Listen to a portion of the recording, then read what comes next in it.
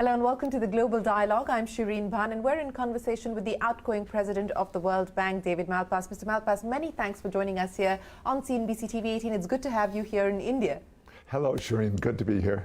Well, let me start by talking to you about your decision to leave the bank ahead of your scheduled tenure. And I understand that you believe that the bank is in a good position, it's strong at this point in time, and hence you can make this exit. But I wanted to understand from you the timing of it, considering the fact that the world is still going through a very uncertain phase, especially economically. And more importantly, you're looking at a whole bunch of crucial issues, including the issue of debt resolution. You're the G20 chair of that committee. So why the decision to move now? Shireen, it's been a very busy 4 years, so that's a long time in a job. We've accomplished a lot. We've made progress, and I'm very happy with the setup of this roundtable on debt. There's lots more to be done in that area, in the climate area, in the development challenges. One of the things I do worry about is the developing countries. Many of them are really facing huge challenges from the standpoint of fertilizer, of food, and of the high prices that are going on for energy. But these are issues that the World Bank is deeply engaged in. So my timing is really, we're finishing up a great fiscal year for the World Bank. We've been achieving record levels of lending and of grants to countries. So I'm pleased with the progress. So it's a good time for me personally. I want to look for new challenges, and a good time for the bank. What new challenges are you exploring? Well, I really want to have impact on all the issues that I mentioned there, and also be engaged really in some of the global issues. I've expressed the concern about the absorption of capital in the advanced economies. So we know that global growth is really facing some big challenges. So I expect to be engaged with companies and with structures that are really interacting with the global system. So I'm looking forward to that. Let's talk about the global challenges, and I want to address the issue of growth, but also address the issue of the challenge that central bankers are facing at this point in time. And it's very clear from the data that's coming out from the US that the central banks are going to have to work harder. Now, what do you see as the big side effects of moving from a low for long to a high for longer world? Yeah, that's a great and a core question. The world has to find a way to get to the answer on inflation quicker than what is happening right now. It looks like a long, drawn-out process. We have to start from the premise that the 0% interest rate was an abnormal situation. That couldn't continue. So the world's moving to a more normal interest rate. But I've been pretty outspoken that the central banks need to look at more tools than just interest rate hikes.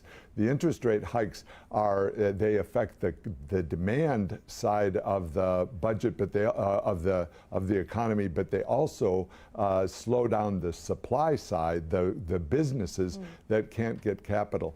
I think there's more that could be achieved by central banks in terms of their regulatory policies to make them more business friendly and more better risk assessment mechanisms. And I also have the view that the central banks are owning too many bonds.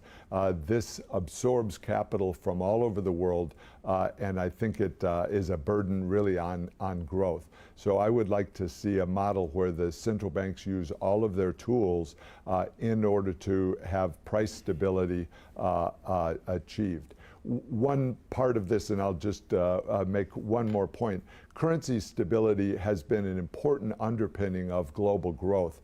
And so I think there can be more focus on that. I'm here in India, and I've been pleased to see that the rupee has stabilized in recent months. And I think that's an opportunity as well for India to show that it's got a stable financial system that can really support a stable currency and therefore lower inflation. You know, you talked about India, so that gives me the perfect segue to focus a little bit more about your thoughts as far as the Indian economy is concerned. You know, strong at this point in time, relatively resilient in comparison to the rest of the world. How do you view India today from your perch? It's a very interesting case because many of the developing countries are having more problems than India in growth. And so it's been refreshing and encouraging to see India come off of COVID. It was a very hard time for the people of India, come off of COVID in a way that's allowing them to really recover. So what can be done now is to foster that. I saw the new budget, which is making more investments and reducing subsidies, and so that's a good starting point. It was named Amrit Kal, which is a vision for the future that includes 8% growth. I think that's achievable by India, and India is showing the leadership both in the G20 and in the world community to make good progress. I do think it's really important that the private sector be enabled. That means more space in terms of small businesses and medium-sized businesses. Women in the labor force is a critical part of the growth. More credit. Land reform and agriculture reform these are all challenges that India can face in becoming more competitive in a challenging global environment. You know, you talked about private investment and catalyzing private investment, and I want to talk about that in the context of India. What we are seeing, and that is what the budget articulated, are incipient signs of private capital formation. But what do you believe is necessary? What are the imperatives that will unleash this going forward? India has this challenge of state-owned enterprises probably play too big a role. Big companies have been adding employees, which is good, but the real engine for job growth is small businesses that become medium-sized businesses. And India has this process where they tend to they become publicly listed companies, and then they can't undo that. They can't form the consolidation waves. Around the world, we see consolidation, so companies that can be expanded into bigger entities are part of the efficiency gain and the job gain. India could make regulatory changes that enabled that. Agriculture, I'll come back to, and land reform are critical parts of the reform process for India, and of course financing. India has gone through waves of challenge and solutions. I was here in 2019 and spoke on the topic of the non-bank financial companies that are part of the growth, but I think at the core there needs to be more efficient banking sector, and as I mentioned, the regulatory sector around avenues for delisting companies so that they can be attractive for huge amounts of new investment. You are going to be meeting with the Prime Minister as well as the Finance Minister, and you are going to be part of the deliberations at the G20 meeting in Bengaluru as well. Any specific areas that you intend to take up with both the Prime Minister and the Finance Minister? We've had a great dialogue between the World Bank and the Prime Minister and the Finance Minister, and I look forward to that. We talk about specifics. India is leading the G20, and one of the topics there will be India's own competitiveness and role in the world, which is expanding and is welcomed by the world. But I also mentioned this debt roundtable that will be part of the discussion, so I'll be discussing those topics with those two senior officials. Prime Minister Modi has been very interested in helping India achieve this faster growth rate. So I know we'll speak about steps in competitiveness that can make it stronger. The Minister Sitharaman has just launched the budget, and it's a starting point for Amrit Kral. So that's a very interesting proposition and outlook. And we'll talk very much about climate in both of the meetings, about agriculture, and above all, about private sector enabling this process of really making India one of the leaders of the world in private sector growth. I think that's a worthy goal and one that they are already pushing forward on strongly. We'll take a quick break and return to our conversation with the President of the World Bank, David Malpass, when we return.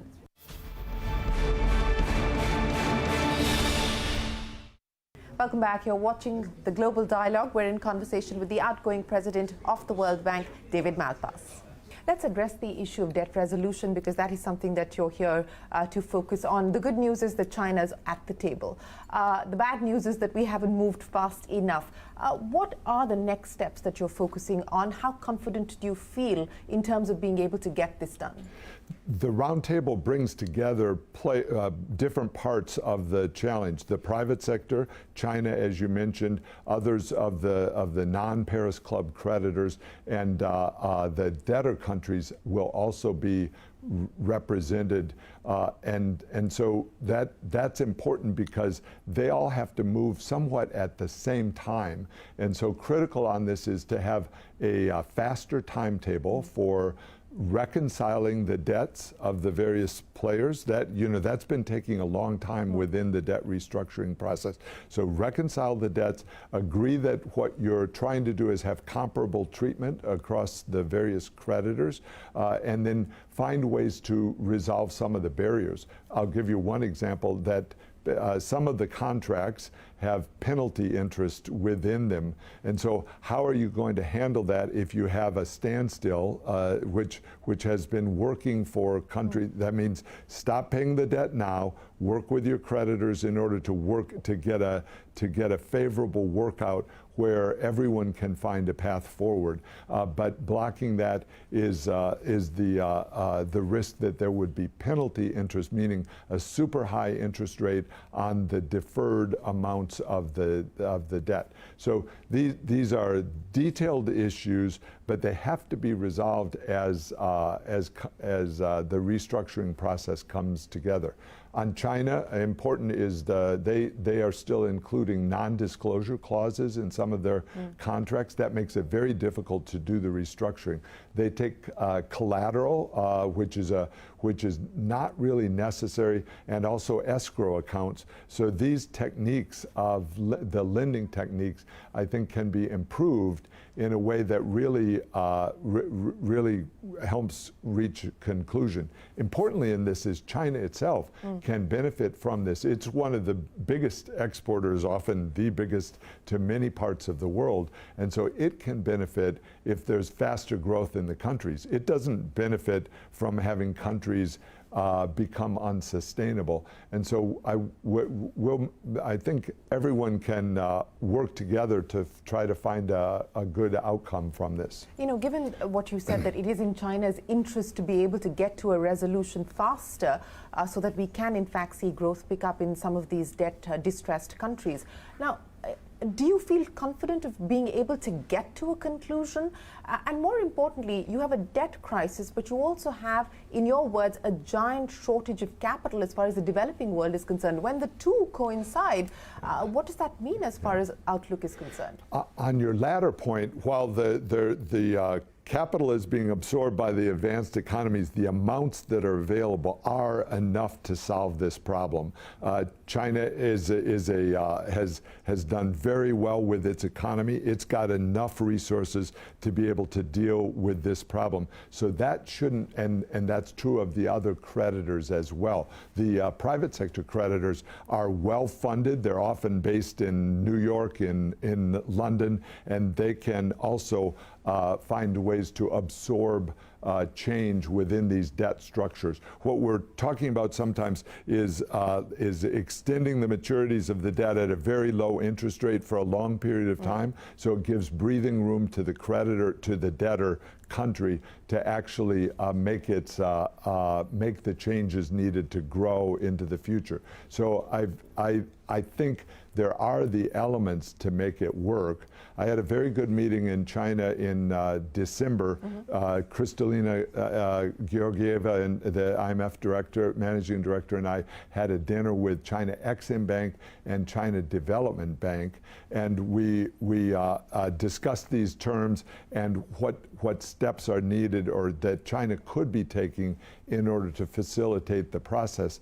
And the premier, Li Keqiang of China, I saw very much the opportunity for China to make more progress. So I'm hopeful that we can put this all together this week in the roundtable. Well, that's important that you believe that there could be a positive outcome at the end of the meeting here in Bengaluru. Yes, the elements are there, and we'll have to see how the discussion really goes at the table. You know, it's very important, France's role in this, because it's the chair of the Paris Club.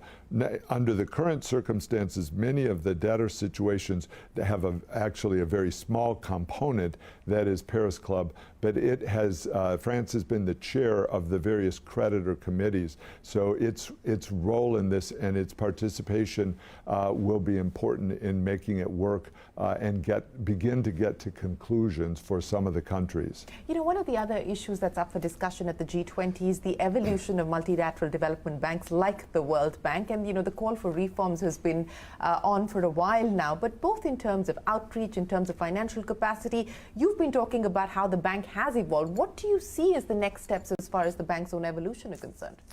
There's a huge amount of work done in the World Bank, but I think in the development community as a whole, of how to make the institutions more effective. I welcome that and have embraced that process. And so we're going through each part of the process. What is the mission? How can the mission clearly absorb and take account of the need for global public goods? That's in the climate space, but in other areas as well. That's the reality that countries benefit from what happens in other countries. So how do you encourage that in terms of global public goods, and especially in emission reduction in terms of carbon dioxide? A second phase is, or a second pillar of the exploration going on now, and I should note, it's being led by our board of directors, and they represent the shareholders of the World Bank. The second phase is operations. How do you make them more effective? How do you bring in all of the various tools that can be brought together? And then third is this issue of resources. Can the bank better mobilize its own balance sheet, and then also bring in resources from the rest of the world in order to deal with global challenges? We've made some changes so far already. For example, in December, we presented to the board the benefits that the bank is getting from higher interest rates. It's a little counterintuitive because the clients, the borrowers, are under much pressure, but the bank charges high. The interest rates go up when the world interest rate environment rises, and so that's going to allow us to begin lending, and we've quantified it as $2 billion per year more starting in our next fiscal year. I'll be wrapping up and stepping down at the end of this fiscal year, which is June 30th. But by the next fiscal year, we'll be able to lend $2 billion more per year based on that.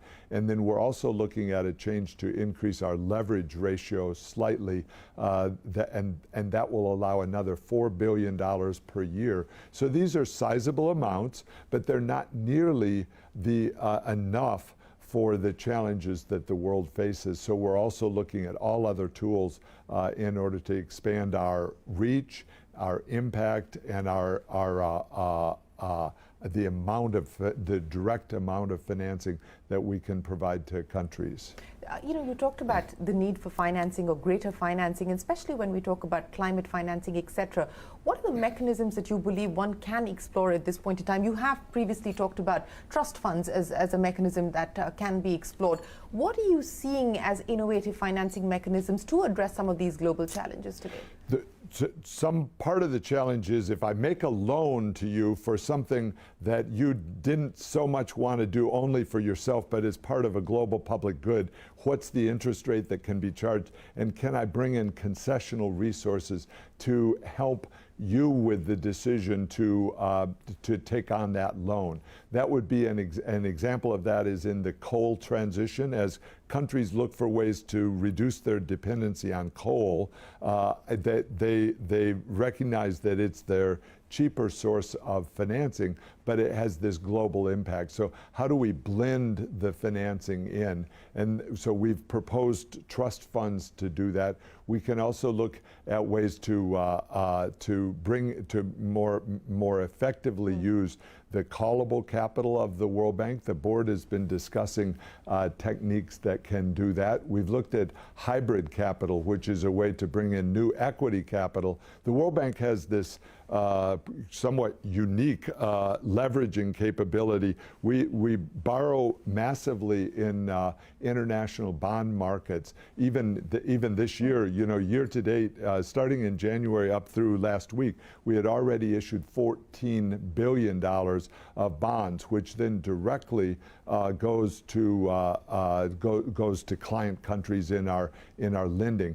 Even our concessional fund, IDA, which is so important for the 75 poorest countries, IDA itself has been successful in issuing bonds in international markets. So these leveraging techniques can be expanded, can be looked at as ways to effectively use global resources. If you look back, the World Bank has this track record from 1944 to present. The entirety of the paid-in capital, the actual cash that's gone into IBRD, it has only been some $20 billion. And from that, the lending of the World Bank became $840 billion. Actually, now it's $860 billion. So from that initial corpus of paid-in capital has come this giant amount of leveraging. So we're looking to use those techniques as broadly and effectively as possible, including for global public goods. As we look at the world today, and we continue to see some of the challenges that we've already spoken about, high interest rates, inflation, debt, the war in Ukraine continues, no signs of that de-escalating at this point in time. What are you most concerned about, including, of course, a large part of the world moving towards more and more protectionist policies, trade policies? Well, you mentioned a bunch of concerns. We've been talking about the debt of the poorer countries or of developing countries, but really for the world, one of the giant challenges is the debt of the advanced economies. This is the fiscal deficits that are so large. I need to note, India itself has still a sizable fiscal deficit. It's coming down in the current budget from 9% down somewhat, but it still is large by developing country standards. As we look at the advanced economies, they have just a massive challenge because the national debts are going up at such a rapid rate. So that's a giant challenge. You mentioned trade, and I'm glad you did. Trade is so important to the pace of global growth. It's a vital underpinning of how businesses work and how people can become more efficient through competition across borders. And so I'm worried that the current problems are causing some of the countries to put up new barriers to trade. They get named in different ways. Some of them can be barriers because of security issues, or barriers because of climate issues, or barriers because of food security issues. Some countries are having giant stockpiles of food. All of those become problematic. Yes, those are some of the problems that we will continue to face. But let me end by asking you, do you feel hopeful that some of the setback that we saw, especially on the development goals and the development agenda, that saw a deterioration, in fact, pre-COVID, and then got further enhanced through the COVID period, do you feel hopeful today that there is courage, political will, political capital to try and address this as you leave office? I'm comfortable with where the World Bank is on that. We've put this high priority on education and on health. We just launched the new pandemic fund on health, thanks to some donors, and it has the goal of helping countries prepare better for future pandemics. On education, we had a very important conference at the end of 2022 on the techniques that are needed in order to recover some of the losses that occurred due to COVID. Those techniques are having schools open. That turns out to be one of the most important things. More hours in the having children be in school more hours per day is very important. The funding for schools is important, and also the focus on foundational learning. The actual reading and writing skills were lost during COVID and need to be regained. So I'm comfortable with where the World Bank is on that, but it's amid this giant challenge that the world has with fertilizer. We're worried about the crop cycle for next year, and we have to have as a world this concern that growth in the developing countries is simply not. That's too general. Growth in many of the developing countries is simply not sufficient to really raise living standards. And as you know, young people that don't have jobs have a tendency to either cause trouble in terms of their protests within their own societies, but also moving to other countries. That migration is going to be a focus of. We have a major report coming out on migration as one of the challenges facing the world. So I am concerned about that. I think we all need to redouble and retriple our efforts in terms of development itself, the core principles that we've been working toward. David Malpass, it's been an absolute pleasure. We wish you the very best of luck as you take on your new challenges, but appreciate you joining us here on the Global Dialogue on CNBC-TV18. Thank you very much. Thanks a lot. Well, with that, it is time for us to wrap up this edition of the Global Dialogue. From all of us here on the team, goodbye and many thanks for watching.